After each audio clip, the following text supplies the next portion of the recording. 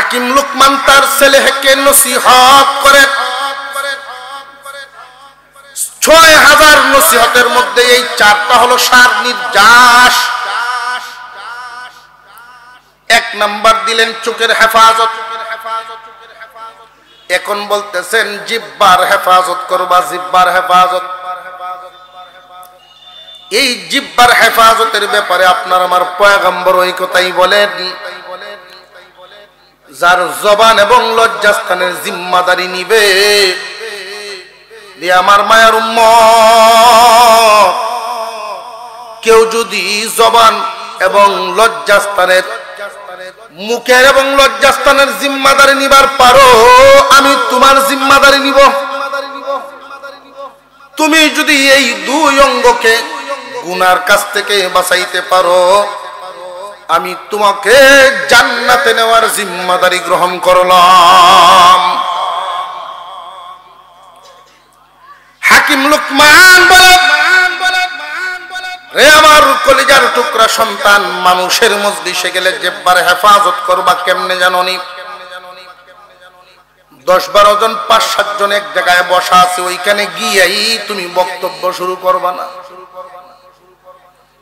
আগে গিয়ে ওখানে বসো, কোন ধরনের আলোচনা হচ্ছে আগে শুনো। যদি দেখো কারোর ব্যাপারে সমালোচনা হচ্ছে, সুজা আস্তাগফিরুল্লাহ পরে, মনে মনে আস্তাগফিরুল্লাহ পরে এখান থেকে উঠে চলে আসো। ওইখানে যদি কারোর ব্যাপারে গীবত হয়, বসবে না, সেখান থেকে চলে আসো। আর যদি ইলমি আলোচনা হয়, তাহলে মনোযোগ লাগায়া কথাগুলি শুনো। যদি প্রয়োজন দেখা দেয় কথা বলার, এমন কথা বলবা যেই কথায় কোন দূষণীয় থাকবে না, জিহ্বার বড় হেফাজত করবা। 3 নাম্বার, ইহফাজ মিরদাতাকা আলা মাইদাতিন। 4 নাম্বার, পেটের হেফাজত করবা দস্তরখানের সামনে। পেটের হেফাজত দস্তরখানের সামনে।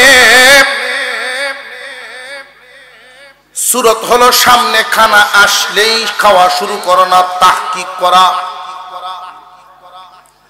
কোত্থেকে আসলো, হালাল না হারাম, চিন্তা ভাবনা করে খাওয়া শুরু করলা। যখন খাইলা, এমন ভাবে খাওয়ান না গলা পর্যন্ত বরণ।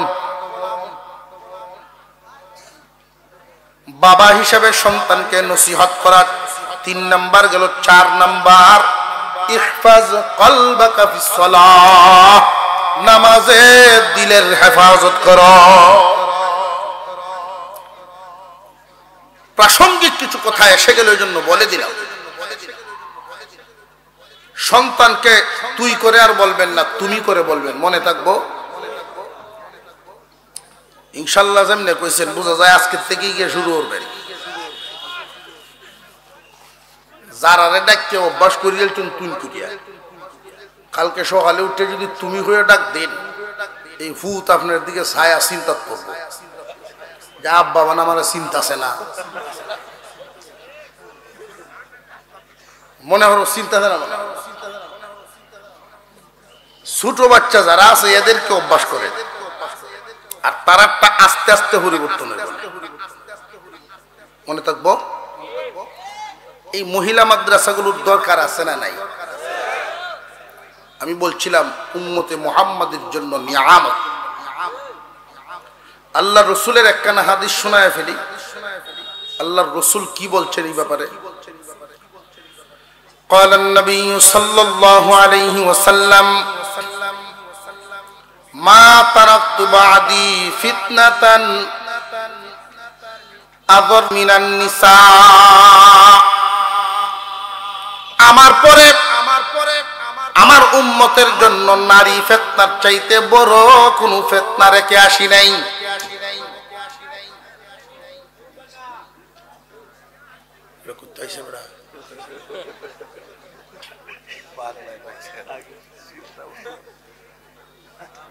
বহু ধরনের লোক আছে, এক একজন এক এক গুণের অধিকারী। এজন্য একসাথে যখন জন্মে যায় সব গুণী লোক, তো সব গুণ একসাথে ওই একটা শক্তিশালী গুণে পরিণত হয়।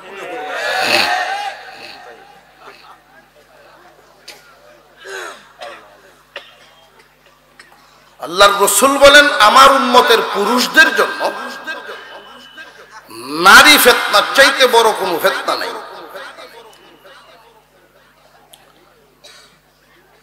অথচ আমরা এখানে যারা আছি প্রত্যেকেই তো কোনো না কোনো নারী সন্তান।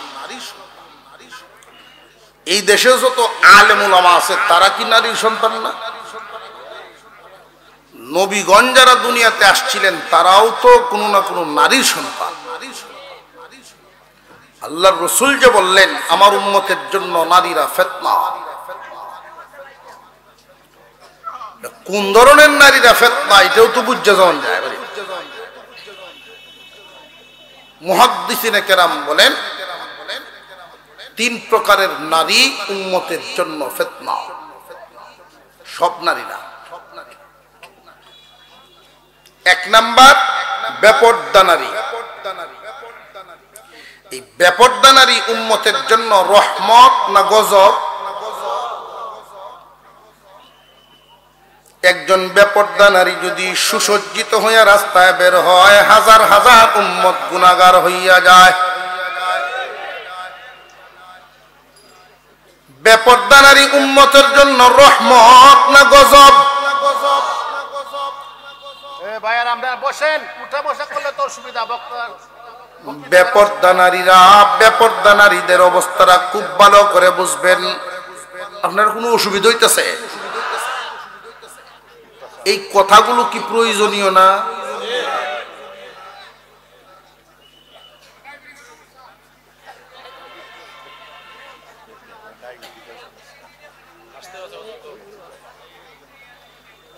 আল্লাহ পাক রব্বুল আলামিন আমাদেরকে যেখানে আনছেন জায়গাটা বরকতি, রহমতি, জান্নাতের বাগান,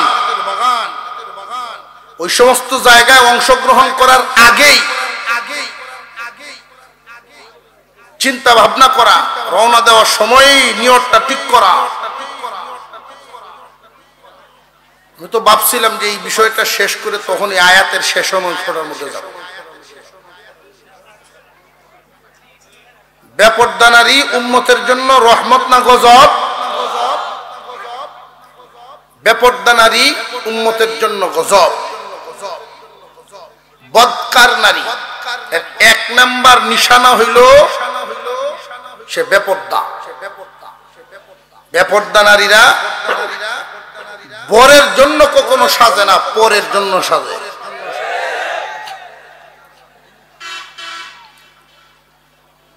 ফিতনাবাজ নারীর দুই নাম্বার লক্ষণ হইল জগরাটে হয়, কাজ্যে খুন্নি। জগরাটে কথার লাগাল ভাইলে বাচ্চা তো না, জগরাটে হয়। ছোট বাচ্চাদেরকে নিয়ে ঝগড়া লাগবো পাশের ঘরের মানুষের সাথে। সারা দিন এফএম রেডিও সুইচ দিয়ে দিলে যেমন খালি বাস দিই থাকে, এইটাও সারাদিন বাস দিয়েই থাকবো, বাস দিয়েই থাকবো। কামও করে কাজ্যাও করে। এমন বিটেন হুন চুন দেখছো, কামও করে জগরাটে নারী ফিতনাবাজ। তিন নাম্বার যে সমস্ত নারীরা অতি লোভী হয়, অল্পে সন্তুষ্ট না। তারে যদি আপনি 1000 দিয়ে একটা শাড়ি দেন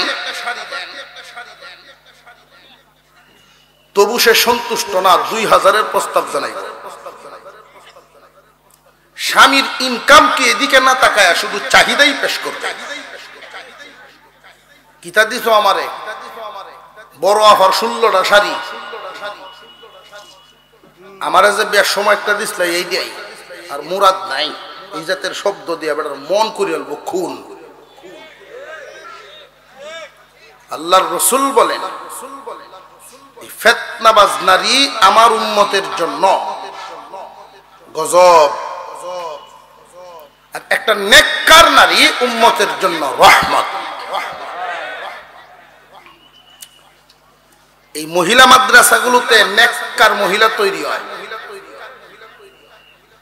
বর্তমান সময়ের জন্য উম্মতে মুহাম্মাদী এই মহিলা মাদ্রাসাগুলো তাদের জন্য এক নিয়ামত। পৃথিবীর ইতিহাসে কোন নেককার লোক, ওলিয়া উলিয়া, গৌস কুতুব বদকার মহিলার পেটে জন্ম নেয় নাই। কাফেরের ঘরে নবীর ইতিহাস পাওয়া যায়, কাফেরের ঘরে নবী হইছেন, কিন্তু কোন কাফের নির ঘরে নবী হইছে এটা শুনছি না। বুঝলেন? আমাদের মা বোনদেরকে পর্দায় রাখা, নিয়মের ভিতরে রাখা কতটুক জরুরি। বাপ দুষ্ট হয়ে গেছে, এর আসর সন্তানের উপরে যতটুকুন পড়ে এর চেয়ে 1000 গুণ বেশি আসর পরে যদি মা দুষ্ট হয়। এই জন্যই মহিলা মাদ্রাসাগুলো আমাদের জন্য রহমত। আর আমরা যারা এখানে মেয়ের বাবা আছি, যাদেরকে আল্লাহ মেয়ে নামক নিয়ামত দান করেছে, মেয়েদেরকে বাবা অনেক সময় ঠকায়া দেয়, অথচ এই মেয়েটা বাপের কলিজার টুকরা। ছেলেদের প্রতি যতটুকু টান এর চেয়ে মেয়েদের প্রতি বেশি থাকে। আর মেয়েরারও মারে যতটুকু মহব্বত করে বাপের এর চেয়ে বেশি মহব্বত।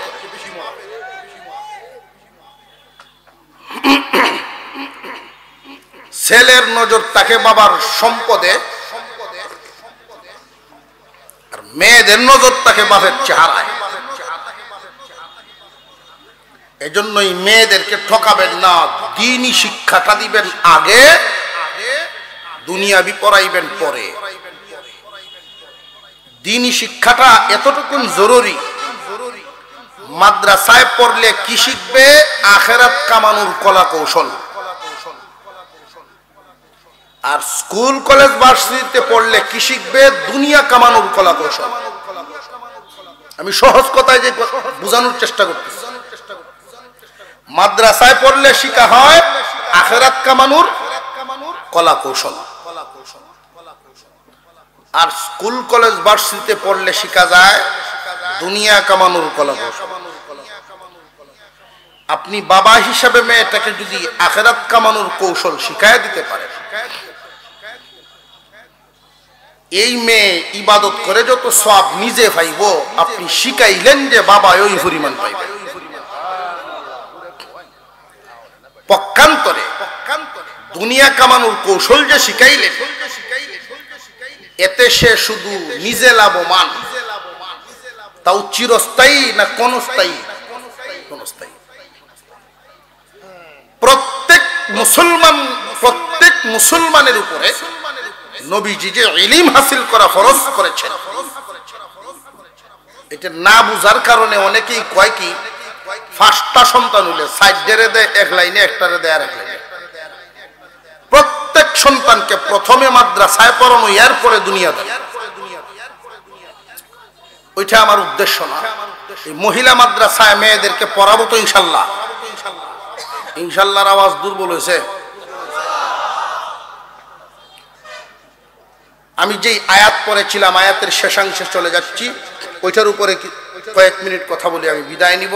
আজকের মাহফিল আল্লাহ কবুল করেন, বলুন আমিন। وَإِذْ قَالَ لُقْمَانُ لِابْنِهِ وَهُوَ يَعِظُهُ يَا بُنَيَّ لَا تُشْرِكْ بِاللَّهِ إِنَّ الشِّرْكَ لَظُلْمٌ عَظِيمٌ। আমরা এখানে যারা বাবা আছি সব মনোযোগ দিয়ে শুনবেন। আপনি পিতা হিসাবে সন্তানকে জীবনে এই কথাটা বলছেন কিনা ওইটা মনে করেন, যদি না বলেন বাড়িতে গিয়া বলে দিবেন।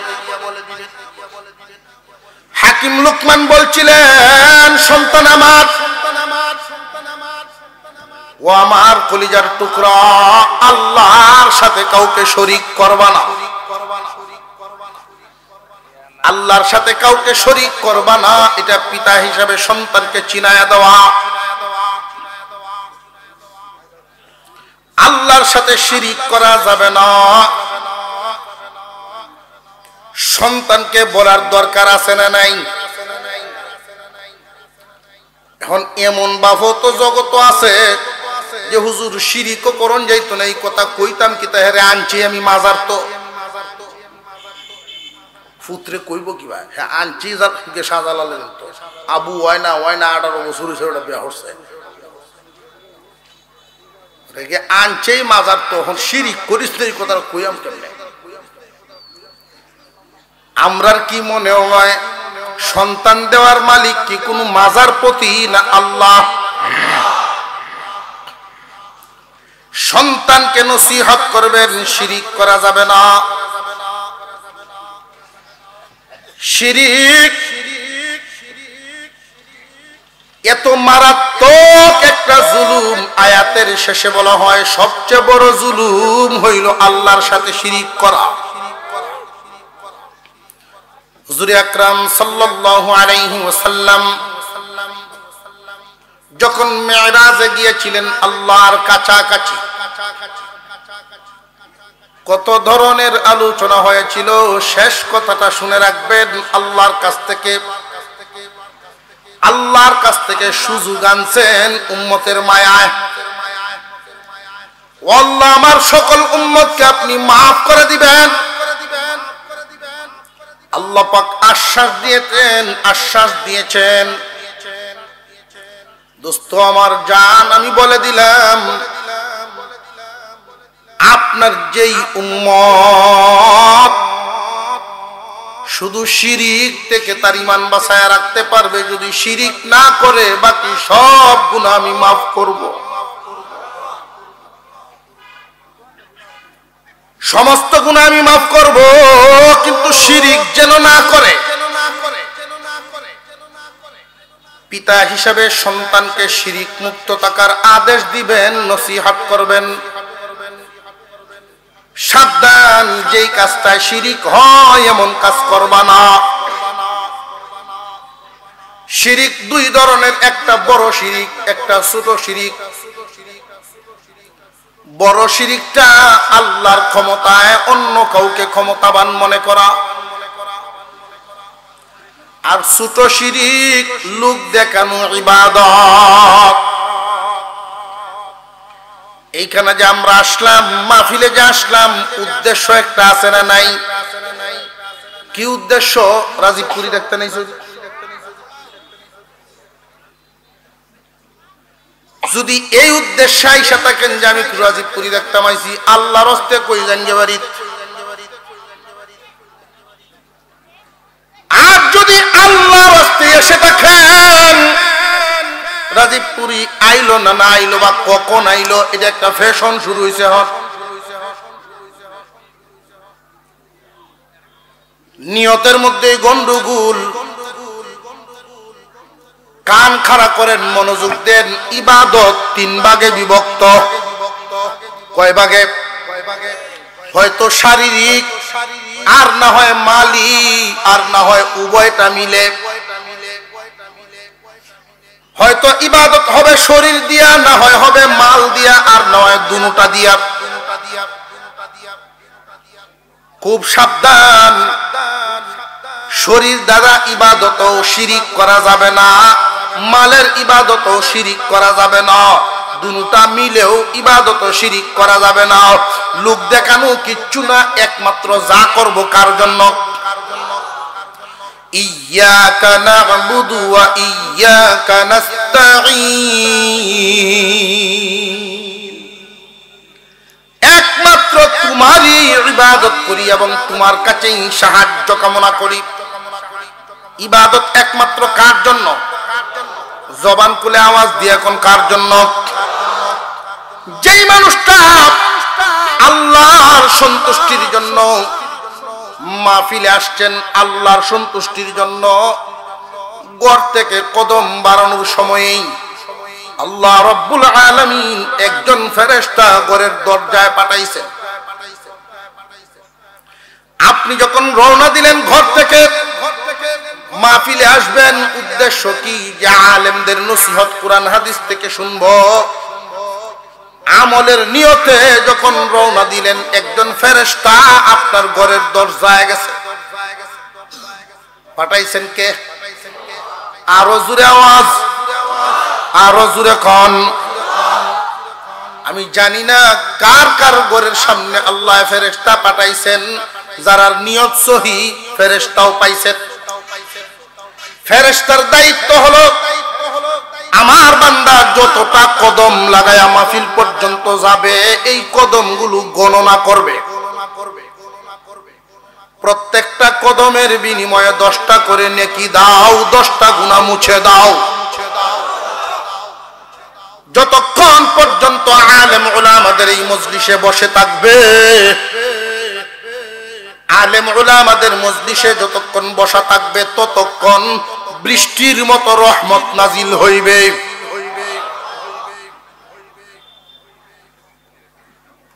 শারীরিক ইবাদতের মধ্যে লোক দেখানো আছে না নাই? শরীর দ্বারা যত ইবাদত, নামাজ, রোজা, জিকির, তেলাওয়াত, ওইগুলোর মধ্যে লোক দেখানো পাওয়া যায়।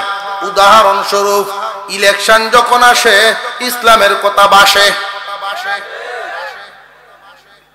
ইলেকশন যখন আসে দেখবেন নামাজও বাড়ে, টুপি মাথার দেলছে, 5 ওয়াক্ত না মাঝে মাঝে 6 ওয়াক্ত হইয়া যায়। 6 ওয়াক্ত হলো কেমনে? 6 ওয়াক্ত হইল আপনাদের এই বৈরাটি গুরুস্থান বা গালাহাট আসরের নামাজ 15 মিনিট বেশ কম হইতে পারেনি না পারে না। বিভিন্ন মসজিদে, এক ফারার মসজিদ জমাত পড়ছে, মুসল্লির কাছে দোয়া চাইছে। পার্শ্ববর্তী মসজিদে গিয়া দেখে জমাত আরম্ভ হয়েছে না, কার হইতাছে একামত দিব, তখন তো পড়ছে বিপদ। যদি কই যে জমাত পড়িয়েছি, এরা মনে হয় সারা জীবন দেখছি না নামাজ পড়তাম বলে জমাত পড়িয়ে আসছে।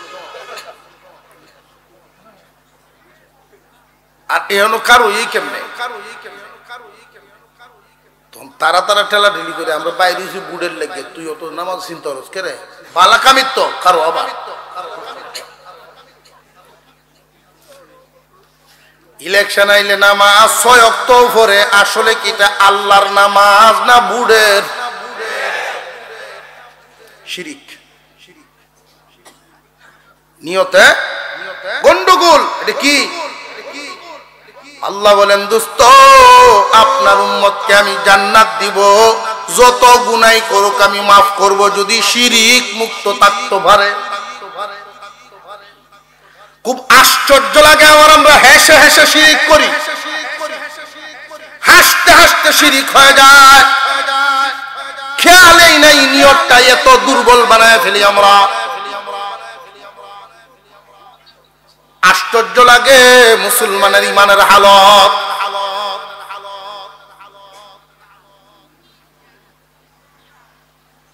দুই নাম্বার, এমন মানুষ আছে একটা আত্মীয় করছে, বেটা সব নামাজি যে বাড়িতে আত্মীয় করছে। মহিলা মাদ্রাসায় ছাত্রী পড়ে, বাপের মুখ দাড়ি নাই, এমন গার্জেন আছে না নাই? আছে। বাপ এখনো নামাজও ঠিক মতো ধরছে না, দাওয়ায় আনে। হুজুর যদি কোনো সময় মিটিং ডাকেন, গার্জেন মিটিং, এই দিন একটা টুপি হাত তৈরি লইয়া এমন গার্জেন আছে না? উনার মেয়ে আলেম হয়ে আসছে, আরেক আলেমের কাছে বিয়া দিছে, বেওয়ার বাড়ির সব নামাজি বেড়া গেছে। একদিন বেড়াইতো, আসরের ভোট থেকে যে বেওয়া এনগুলি আলোচনা আরম্ভ হয়েছে, মাগরিবের আজান করছে, কয়ে যায় নামাজ আন রে, আমরা সবাই নামাজ পড়ি নাই। বেওয়ায় কয়ে রে, আমি তো নামাজ বুঝি অভ্যাস নাই, যে সব নামাজ হচ্ছে, ওখানে আমি কি করতাম? খার হইছে আল্লাহর নামাজ না বেওয়ায়? বেওয়াইয়ের নামাজ। আমি একদিন আসরের নামাজ পড়তাম এক আত্মীয় বাড়িতে, মসজিদ দূর। তো এই বাড়ির যিনি মুরব্বী, তালুই আয়ের নামাজটা করি, বেটা না হরে কিরিন, মাথার টুপিও আছে, দাড়িও আছে, পাঞ্জাবি হিন্দু না করে কারণটা কি? পরে বুঝলাম আমি যে এই টুপি দাড়ি আর পাঞ্জাবিটা এটা আসলে সুন্নতের না, এটা বয়সের। বয়স হয়েছে যে এই জন্য এই বেশ সুন্নতের না। এরকম জোরে এনে কারো হচ্ছে আমার সাথে। যখন সালাম ফিরাইলাম, প্রথম সালাম কোন দিকে? হেবেটা ফিরাইছে বাম দিকে, ফিরে আমার দিকে ছায়া রয়েছে। আমি সবচেয়ে আশ্চর্য হইলাম, জিন্দিগি কই কাটাইল। আমি যখন সালাম ফিরাইছি, আসসালামু আলাইকুম রহমতুল্লাহ, বেটা ওয়ালাইকুম সালাম, কই কাটাইল জীবন। আল্লাহর জন্য নামাজ না, অথচ নামাজটা পড়ুন একমাত্র কার জন্য? মাল দ্বারা ইবাদত, যেই যেই ইবাদতে শুধু মাল লাগে, বডি লাগে না। কুরবানি, দান খয়রাত, যাকাত। বর্তমান সময়ে ফ্যাশন বাইর হয়েছে জাকাতের কাপড় বাড়ন, আনে কম দামা সুতা দিয়ে অর্ডার দেয়া জাকাতের কাপড় অর্ডার দিয়ে বানায় আনে।